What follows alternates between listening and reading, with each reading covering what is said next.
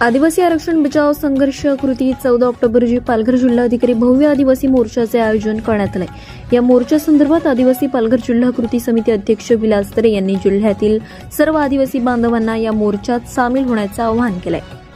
पालघर जिल्ह्यातील आदिवासी आरक्षण बचाव कृती समिती स्थापन झालेली आहे आणि त्यांच्या माध्यमातून सर्व आदिवासी लोकप्रतिनिधी असतील, सर्व आदिवासी संघटना असतील, सर्व सरकारी कर्मचारी असतील, प्रायव्हेट कंपन्यांमध्ये जाणारे माझे आदिवासी बांधव असतील, हे सर्व पालघर जिल्ह्यामध्ये 14 तारखेला मोठ्या संख्येने उपस्थित राहणार आहेत।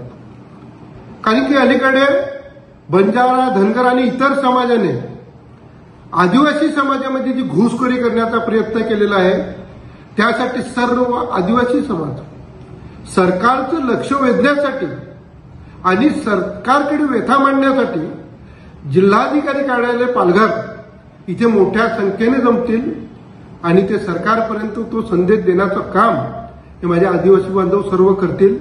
आणि पालघरमध्ये 14 तारखेला फक्त आणि फक्त आदिवासी वादळ आपल्याला बघायला मिळेल, हे नक्कीच या माध्यमातून आपल्याला सांगतो।